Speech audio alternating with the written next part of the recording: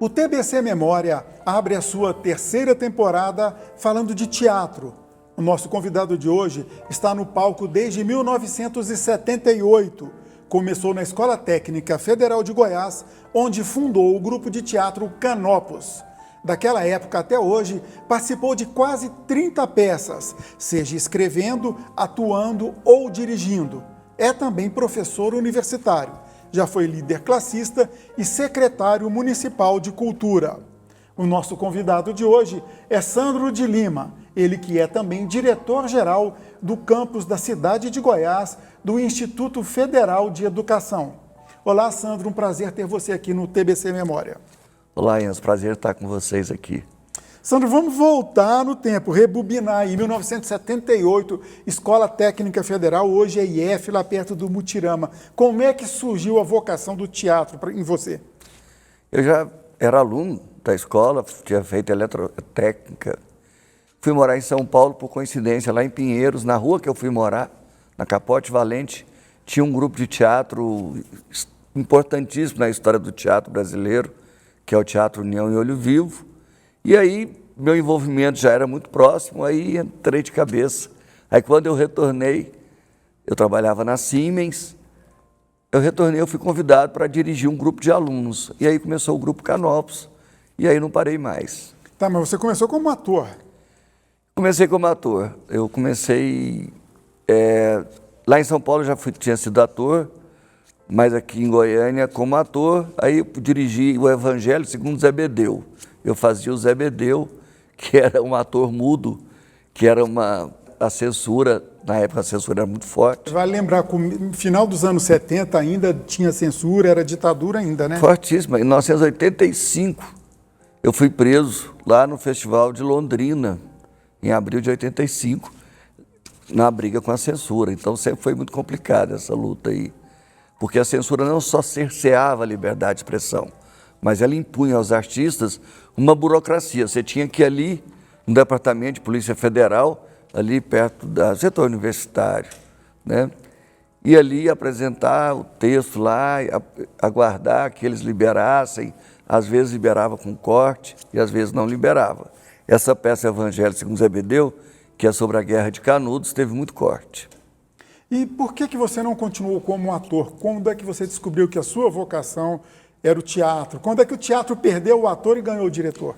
Na verdade, eu nunca fui bom nenhum dos dois, né? Mas a autocrítica foi mais pesada em relação a ser ator. Mas na direção você continua enganando? Na direção eu permaneço, até porque alguns trabalhos foram muito bem recebidos, a gente pôde circular nacionalmente, e aí eu acabei sendo convidado para outros trabalhos, e eu era muito novo, eu tinha 17, 18 anos, 19 anos, né? Já estava no meu segundo espetáculo, então foi uma circunstância da vida mesmo, né? Apresentando em várias cidades.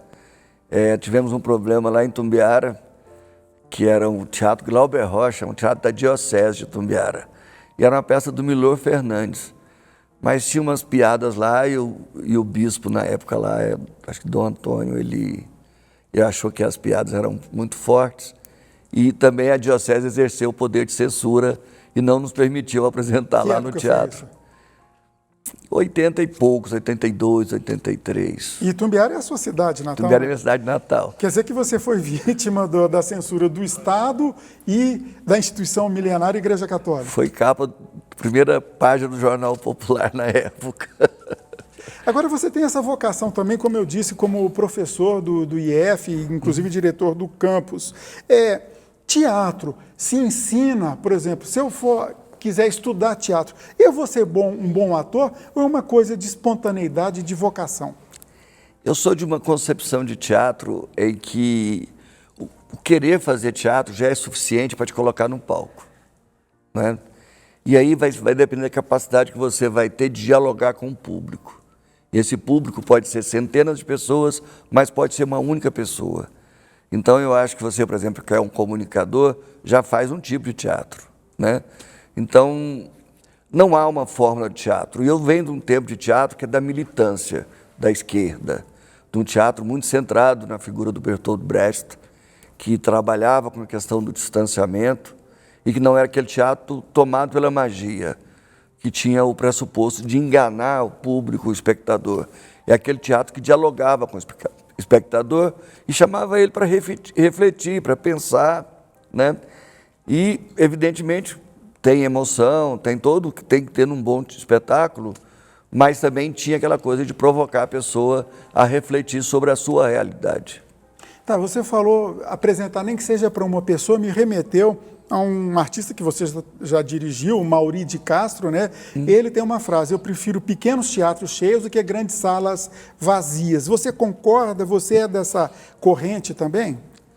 Olha, eu adoro teatro, espetáculo, eu adoro grandes públicos, dá um frio na barriga, uma vertigem terrível. Mas claro que um público intimista depende muito do tipo de espetáculo. Eu estou agora escrevendo um texto, adaptação do Dostoiévski. O escritor russo, o Leon Dostoiévski. O escritor russo. Ele e o Gogol, que é um ucraniano que fez todo o sucesso dele na Rússia. Mas ele é um ucraniano, então, ou seja... E evidentemente que é um tipo de espetáculo que talvez não seja para grande público. Mas isso... Porque é mais intelectualizado o texto? É um pouco mais fechado, precisa que as pessoas vão ao teatro, queira realmente entrar naquele universo, mergulhar naquela história que é sobre a solidão. E é uma coisa difícil de falar sobre a solidão, porque é carregado de clichê em torno sobre a solidão, né?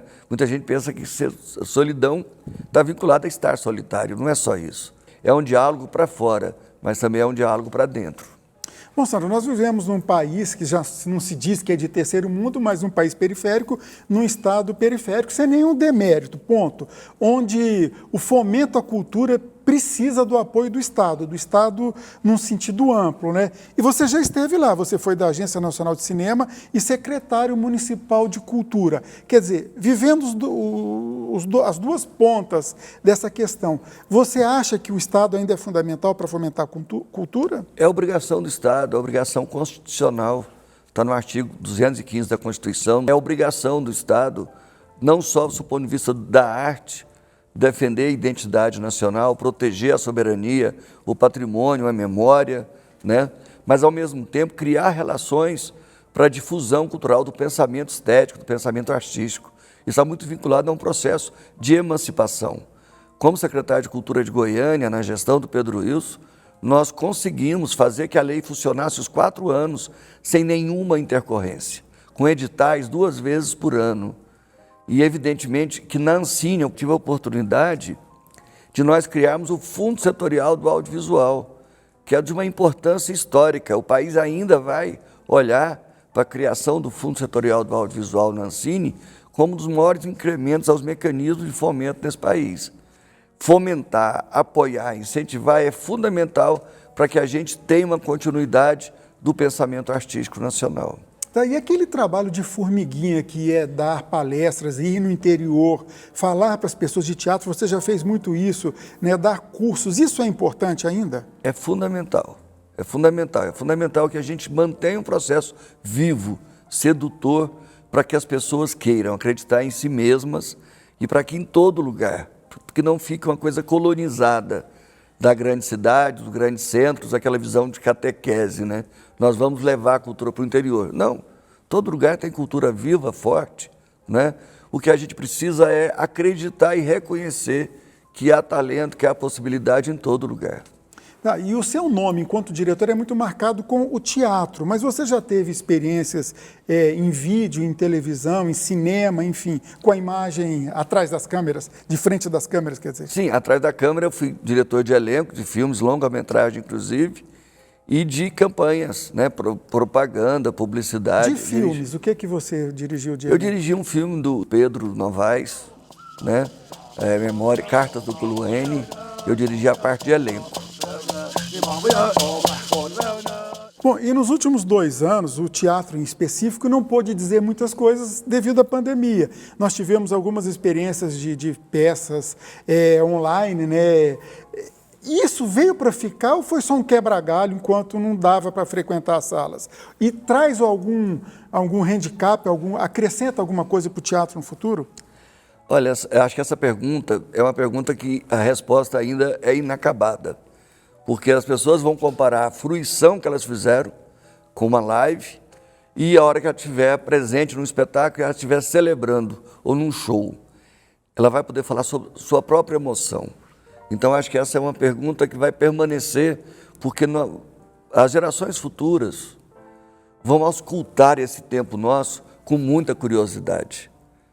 Nós que estamos atravessando esse tempo pandêmico, pegando um poema do Bertold Brecht, aos que virão depois de nós, para que nos olhe com comiseração, com carinho e com um pouco de compaixão. Porque o tempo que nós estamos atravessando tem essas perguntas, mas as respostas vão se alargar para um tempo que vem depois. Eu não quero me antecipar, mas quero dizer que falar do tesão de fazer aqui o quadro e fazer ali na celebração é muito diferente, ainda é muito diferente. Mas essa resposta que você me deu me induz uma pergunta. Você está maquinando alguma coisa nesse sentido, não está não? Pensando, escrevendo? Esse espetáculo que eu estou pensando aí, dos russos, né? Ele vai ter essas duas possibilidades. Sandro, a sua mulher, a Vera, é da Quase Cia de Dança. Nós tivemos o prazer de receber a Vera aqui e eu vou repetir para você uma pergunta que eu fiz para ela. Em casa, sem querer entrar na intimidade do lar, da família, mas o artista, os dois artistas, Sandro e Vera, como que é? Vocês dialogam, você pede ajuda para ela, ela te pede ajuda, opinião, um participa do trabalho do outro. Como é isso? Eu queria até ver a resposta dela, mas nós temos um filho que também é artista, que foi para a área de cinema de animação. Olha, a gente está ali, a utopia é a antessala de qualquer abismo. A utopia imagina um outro mundo, uma outra possibilidade. Então a gente se joga no palco, embora tanto eu quanto ela, a gente está mais para o bastidor do que para a cena, mas a gente vive profundamente essa paixão. E a gente paga um preço enorme. E nesses 2 anos de interdição, são 2 anos de muita aflição, de muita angústia. Inclusive financeira, né? Profundamente financeira. Eu tenho eu trabalho, sou servidor público federal, então eu não tive uma interrupção do pagamento. Eu estou passando por uma gagueira, porque se você deixa de dizer o que você quer e pode dizer, você, de certa medida, tem um discurso, uma fala interrompida, uma fala estética, no caso. Mas voltando para o lance da Vera, é a paixão da minha vida, dá sentido e rumo, e a gente acredita profundamente no que a gente faz, e a gente envolve muitas pessoas ao nosso redor. A Vera tem o Henrique Rodovalho como sócio, né? E eu tenho um punhado de pessoas que estão sempre comigo. Tem uma companhia de teatro, né, Nossa Senhora dos Conflitos, que é a Sananta, a Fabíola e o Mauri, então estamos sempre juntos, acreditando nas possibilidades, desenhando não só as coisas boas para agora, mas para sempre, para frente. E que o futuro seja melhor. Sandro, agradeço muito a sua participação. Muito obrigado mais uma vez. Obrigado, Enzo. Um grande abraço. Muito obrigado. TBC Memória, ajudando a preservar a história de Goiás.